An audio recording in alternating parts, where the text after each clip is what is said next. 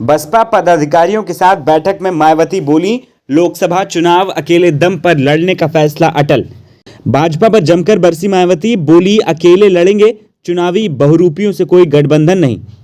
India गठबंधन की मायावती ने बढ़ाई मुश्किल, क्या बीजेपी को होगा फायदा, बसपा में हो सकती है बगावत। बहुजन समाज पार्टी की राष्ट्रीय अध्यक्ष एवं पूर्व मुख्यमंत्री मायावती ने कहा कि लोकसभा आम चुनाव अकेले अपने बलबूते पर लड़ने का उनका फैसला अटल है। चुनाव में किसी एक पार्टी का वर्चस्व नहीं रहेगा और मुकाबला बहुकोणीय होगा। जनता भी इसके लिए अपना मन बना चुकी। बसपा सुप्रीमो बृहस्पतिवार को यूपी और उत्तराखंड के पार्टी पदाधिकारियों और जिला अध्यक्षों के साथ चुनाव की तैयारियों की समीक्षा कर रही थी। पार्टी प्रदेश मुख्यालय में आयोजित विशेष बैठक में पार्टी के कार्यक्रमों, उसकी तैयारियों, कैडर बैठकों तथा उम्मीदवारों के चयन आदि की समीक्षा भी हुई। उन्होंने कहा कि केंद्र व यूपी सरकार की जन विरोधी नीतियों एवं कार्य प्रणाली आदि के कारण तेजी से बदल रहे हालात में किसी एक पार्टी का वर्चस्व नहीं होकर बहुकोणीय संघर्ष का रास्ता चुनने को लोग आतुर लग रहे हैं। ऐसे में लोकसभा का अगला आम चुनाव दिलचस्प, संघर्षपूर्ण और व्यापक जनहित व देशहित में साबित होने की प्रबल संभावना है, जिसमें बसपा की अहम भूमिका रहेगी। थोड़े अच्छे दिन को तरसते यूपी के लगभग 25 करोड़ लोगों के जीवन में छाई गरीबी, बेरोजगारी, पिछड़ेपन व पलायन आदि के दुख दर्द भरा जीवन का क्रम भाजपा के शासनकाल में भी लगातार जारी है। बीते वर्षों में यह हालात बेहतर होने के बजाय और बिगड़े। पिछली बैठक में दिए गए दिशा निर्देशों पर जमीनी स्तर पर होने वाले अमल की जिला व मंडलवार समीक्षा रिपोर्ट ली, साथ ही कमियों को दूर करके आगे बढ़ने के लिए नए दिशा निर्देश दिए।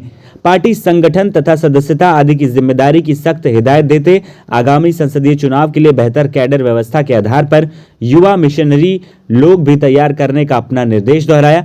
उन्होंने कहा कि 5 राज्यों में विधानसभा चुनाव के बाद अब लोकसभा के लिए फिर से यहां माहौल काफी गर्माने लगा है, साथ ही सरगर्मियां भी शुरू हो गई। मायावती ने 6 दिसंबर को डॉक्टर भीमराव अंबेडकर के परिनिर्वाण दिवस को पार्टी की परंपरा के अनुसार पूरे देश व खासकर यूपी में पूरी मिशनरी भावना के साथ आयोजित करने का निर्देश दिया और कहा कि इस बार कार्यक्रम में थोड़ा बदलाव किया गया है। अब पश्चिमी यूपी के 6 मंडलों आगरा, अलीगढ़, बरेली, मुरादाबाद, मेरठ तथा सहारनपुर मंडल के लोग नोएडा में दिल्ली यूपी सीमा पर निर्मित भव्य राष्ट्रीय दलित प्रेरणा स्थल व ग्रीन गार्डन में श्रद्धांजलि व श्रद्धा सुमन अर्पित करेंगे। यूपी के शेष 12 मंडलों में पार्टी के लोग डॉक्टर भीमराव अंबेडकर सामाजिक परिवर्तन स्थल लखनऊ स्थित स्मारक में श्रद्धांजलि देंगे।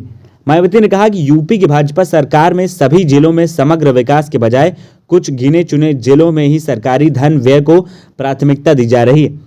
जिस तरह सपा शासनकाल में कुछ चुनिंदा जिले ही सरकारी कृपा दृष्टि के पात्र हुआ करते थे, इस संकीर्ण राजनीति से जनता पहले की तरह दुखी और त्रस्त है। स्पष्ट है कि भाजपा भी सपा व कांग्रेस की तरह अपने काम के बल पर जनता से वोट मांगने की स्थिति में नहीं है।